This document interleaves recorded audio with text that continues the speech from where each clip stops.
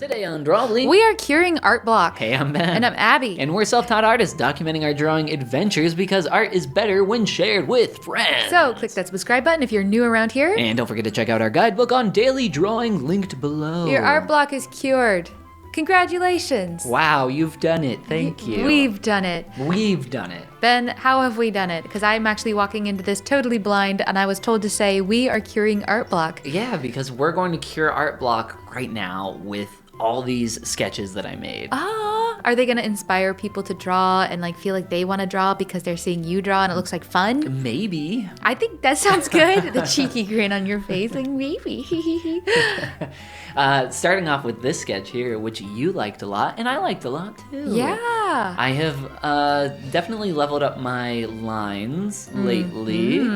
Absolutely. Still very chicken scratchy, I will say, but I feel like I have made one particular breakthrough about line weight recently that I'm very happy to show off in this drawing right here. Oh, it's just something I've mentioned once before, I think, where instead of, in the past, I used to start with really thick lines because I couldn't see my lines very well, or I just didn't know that this was a bad thing, and I would just have all these thick lines everywhere. But instead, by starting with thin lines, I can now build thick lines on top, like what I'm doing right now. So it's like, save the thick lines for the end, where you can, like, you know, indicate shadows or like the overlap of the chin on the neck, or like a darker area like the gap between the lips, and save the thin lines for, or not save, but start with the thin lines that can just kind of go everywhere. I like it. I like it. Did you learn that from a specific artist? I think you mentioned you were maybe lowish. That is something she has said before. I might have said that, but it's something, you know, it's one of those things that you hear, you know, maybe a million times, but not until you like go through the repetition do you fully understand. But that is true for many things I have found in art. And the best way to learn those things is purely by repetition, doing the thing a lot. 100%. And the best way to do the thing a lot is to find the thing that you like doing and do that. And you like portraits.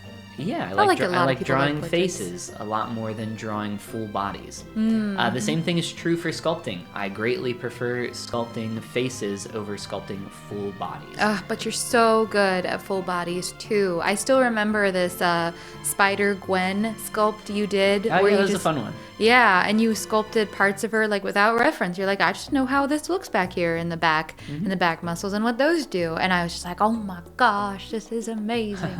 I do know a lot about anatomy and form, but which is so crazy because I'm so bad at drawing. I say this all the time. One day I won't need to say that anymore because I'll be actually good at drawing. But the tool set is so different between sculpture and 2D that it is very hard for me to illustrate, excuse the pun, those skills here in the 2D realm. I love that though about you because it answers, I think, in some ways almost definitively that age-old question from many artists who are getting started both with 2D and with sculpting. Yeah. Do I need to learn anatomy first? And you know anatomy first. Do you mean drawing first? Do I need to learn drawing Just, first? nope, anatomy. Like know about muscles and where they go. And is it helpful? Probably. Yeah, it's definitely helpful. But is it necessary? Will it be the deciding factor of being a good at drawing person or good at sculpting? Oh, yeah. It won't make you good at it. And no, I know actually quite a lot about anatomical form. Yeah. But yes, I am not fantastic at drawing. Well, you're a lot better though. A lot better, yeah, than I've been in the past. A lady knight. A lady knight. Well, I mean, as those who have watched our videos recently know, I am a knight artist. It's my whole identity. I introduce myself. I say, "Hi, I'm Ben. I draw knights." And everybody says, "Wow." It's my whole identity. And then Abby tried to steal my identity, and I was very upset. It was identity theft. Identity theft. And I'm back, and I'm reclaiming my heritage. Ooh. My knight drawing heritage. Well, I still really like drawing knights. It's the contrast between the hard metal and the soft face. Or what did I say? The fact that you don't have to draw hair. The fact that I don't have to draw hair. I feel like it's very rare that you get to draw interesting headwear. Something about helmets, there's a lot of variety, and they frame the face in a really unique way.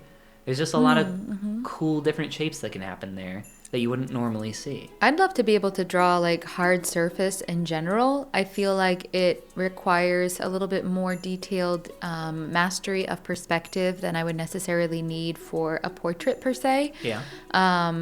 Just because I think that'd be cool. I'd love to be able to draw like sci-fi scenes where people are in like a sci-fi kind of mechanical sort of environment. Absolutely. But it requires a lot of attention to detail and being able to draw, in my opinion, a lot more in perspective than just an isolated person. You'd have to plan a lot of your perspective unless you can intuit pretty well, which I cannot intuit perspective extremely well. I know. I'm like, I could try, but then I think I'd waste a lot of time fixing my mistakes. And eventually, maybe I'd build up a repertoire mentally of being able to do it. But in the meantime, I should probably use reference. So what do you think? Do you think we've cured art block yet? You're curing my art block? You had art block? Probably. Wow. Thanks. I don't think, in my opinion, just to get real for 5 quick seconds, art block is not something that you can or should try to cure in the sense of watching a YouTube video. It's definitely something where you need to genuinely hit pause and take a moment to assess your life and ask yourself, why am I burnt out? Why am I experiencing this blocking? Like, what is going on in my life that I need to potentially change or, figure out? Mm-hmm. I think there's so much, it's an endless discussion, art block. That feeling of, I want to draw, but I can't. I don't know what to draw. I don't know how to draw anymore. It's not going to be good anyway. Why should I start? I think there's so much in that discussion. It doesn't boil down to any one thing to me. I think it just revolves around like what that person needs in that time. Which is why I said it comes down to taking time to hit pause and assess. I agree. I didn't mean to refute what you were saying.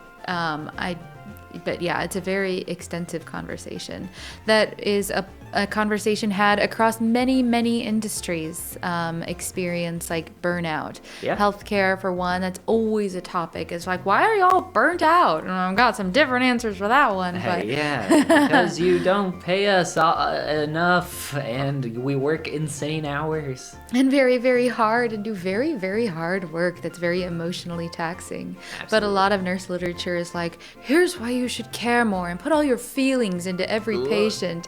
And I'm like, as a newer nurse, I remember thinking like, if I put all my feelings into patients, I will have nothing left. Yeah, there will be nothing left for me to give to the rest of the world at all, or I've myself. said this many times, and I think I've said it many times on Drawbli. I could never do what you do. Yeah, it's become easier the longer I've done it, and I've come to appreciate it far more as I've done it longer. Did you see what I did, by the way? You Light added line, a thicker dun, line dun, pass. I like that. I like that.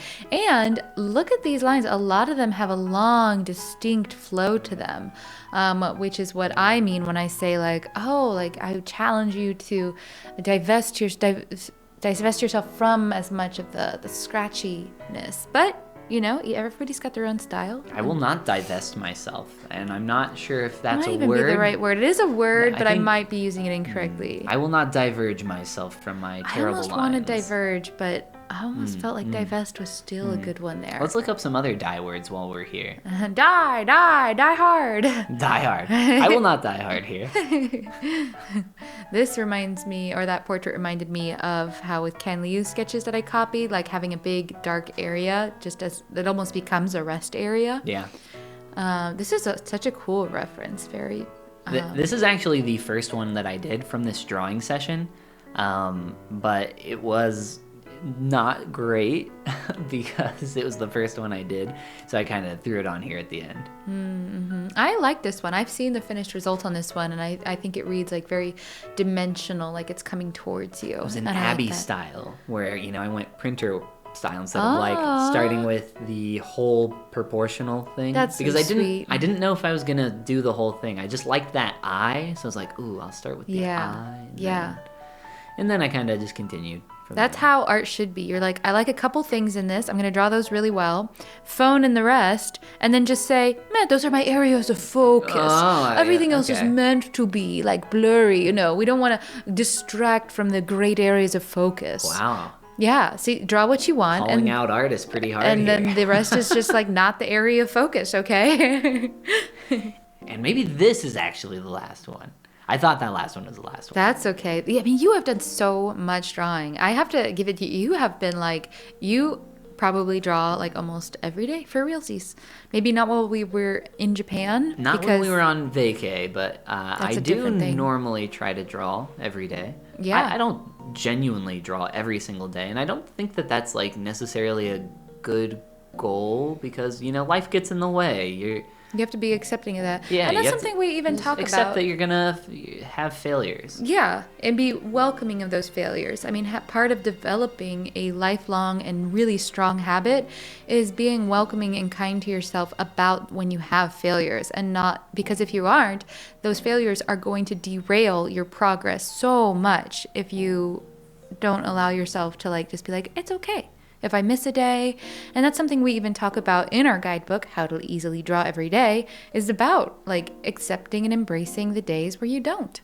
Because that's the truth about it is, there's things we want to be able to do every day and we can't necessarily. Oh my gosh, your sketches are cool. And I like them with the green a lot. Thank you. I like that green quite a bit. That's a cool shade.